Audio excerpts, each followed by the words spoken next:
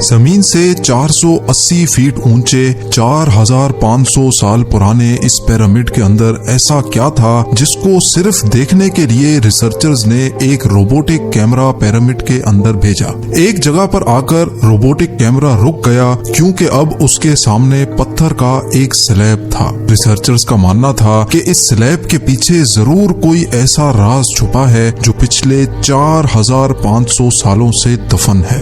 ये राज इनको हर कीमत पर जानना था, इसलिए उन्होंने रोबोट के आगे एक ड्रिल मशीन लगाई जिसने उस पत्थर के स्लैब में बारीक छेद कर दिया।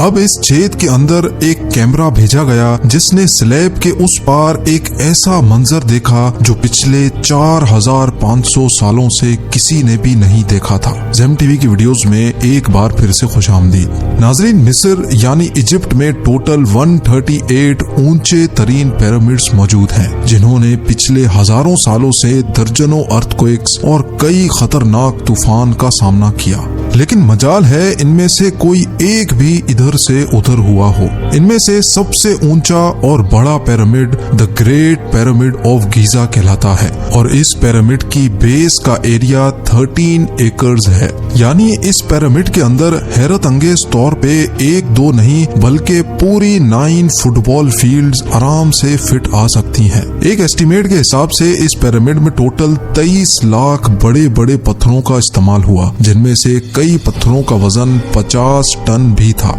अगर इसके टोटल वजन का अंदाजा लगाया जाए तो इस पिरामिड का वजन 60 लाख टन है, जो 12 बुर्ज खलीफा के वजन के बराबर बनता है।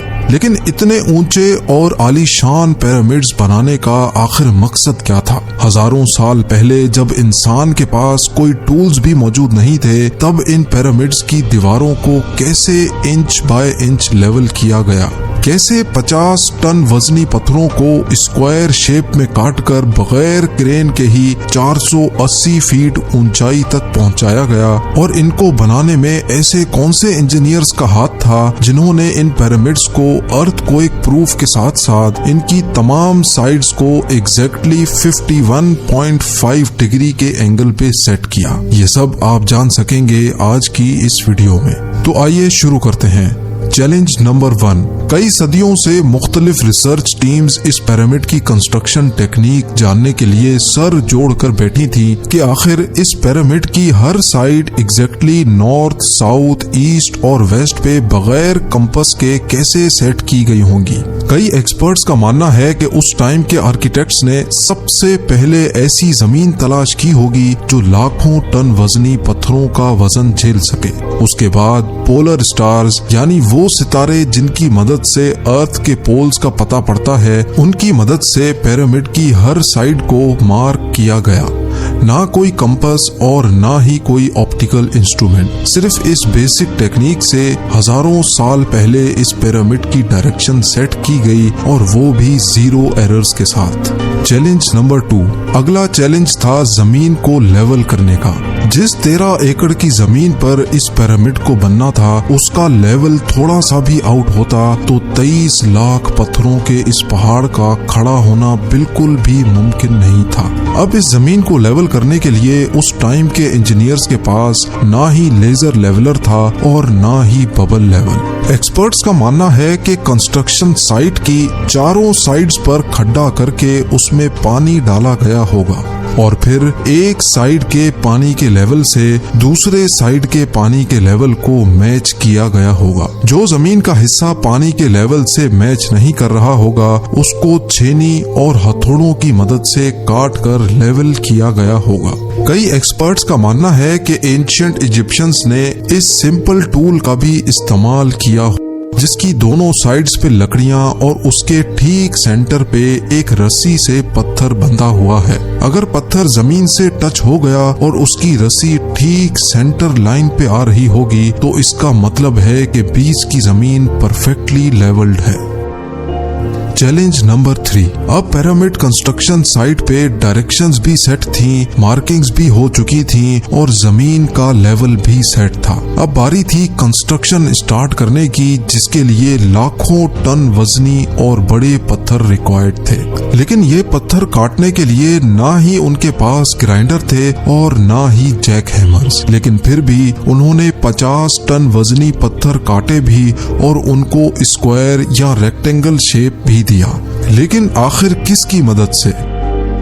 जी हाँ, यही वो सिर्फ एक टूल था जिसकी मदद से पत्थरों को काटा गया। एक्सपर्ट्स का मानना है कि पिरामिड की कंस्ट्रक्शन पे इस्तेमाल होने वाली छेनी सिर्फ कॉपर से ही नहीं बनी थी, क्योंकि उनको भी ये बात मालूम थी कि कॉपर नरम होता है और पत्थर नहीं काट सकता। इसलिए इसमें एक केमिकल आर्सेनिक भी शामिल किया गया था। कॉपर और आर्सेनिक से बनाई जाने वाली ये छेनी लकड़ियों के हथौड़ों से पत्थरों पर ठोकी जाती थी और कई घंटों की मेहनत के बाद बड़े बड़े पत्थर शेप में लाए जाते थे। Challenge number 4। अब चूंकि ये खास किस्म का पत्थर जिसको आज लाइम स्टोन कहा जाता है, उसकी कटाई पिरामिड कंस्ट्रक्शन साइट गीजा से 250 किलोमीटर दूर टोरा के शहर में हो रही थी। अब मसला था ये पत्थर गीजा तक ट्रांसपोर्ट करने का। हर एक पत्थर 50 टन यानी 50,000 केजी के बराबर था, जो तकरीबन 3 पैसेंजर बस के वजन के बराबर बनता है। और ऐसे 23 लाख पत्थर सिर्फ एक पिरामिड में इस्तेमाल होना थे।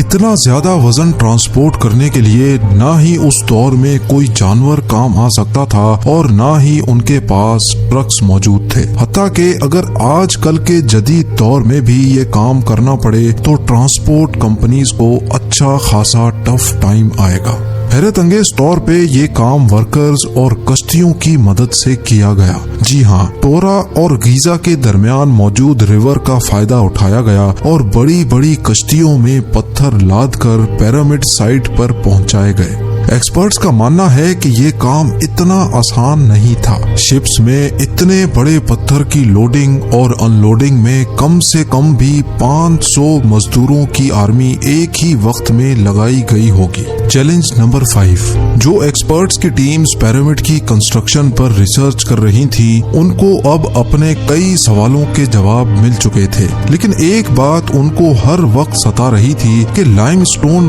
कट भी गए, ट्रांसपोर्ट भी हो गए और कंस्ट्रक्शन के दौरान एक के ऊपर एक लगना भी शुरू हो गए। मसला ये था कि पत्थर इतनी ऊंचाई तक आखिर पहुंचाए कैसे गए होंगे। कई एक्सपर्ट्स का मानना है कि पिरामिड की कंस्ट्रक्शन से पहले ही ये प्लान कर लिया गया था। या तो ये स्पाइरल ट्रैक के जरिए ऊपर गए होंगे या फिर जिग जैग तरीके से, लेकिन ये बात तो तय है कि 50,000 केजी के पत्थर ऊपर मजदूरों की आर्मी की मदद से ही खींच कर गए होंगे। Challenge number 6। बात सिर्फ लाखों मजदूरों छेनी हथौड़े से लाइमस्टोन काटने और इतने बड़े पत्थरों को ट्रांसपोर्ट करने की ही नहीं थी। इस पिरामिड के अंदर कंपार्टमेंट्स, उनके अंदर जाने का रास्ता और कई छोटी छोटी सुरंगें भी बनाई गई थी। बाकी सब चीजें तो ठीक थी, लेकिन एक चीज एक्सपर्ट्स को हैरान कर गई और वो ये थी कि अंदर के कंपार्टमेंट्स में जो पत्थर इस्तेमाल हुआ था वो लाइमस्टोन नहीं बल्कि ग्रेनाइट था। जी हाँ, ग्रेनाइट एक ऐसा पत्थर है जो डायमंड के बाद दुनिया का सबसे सख्त तरीन स्टोन माना जाता है।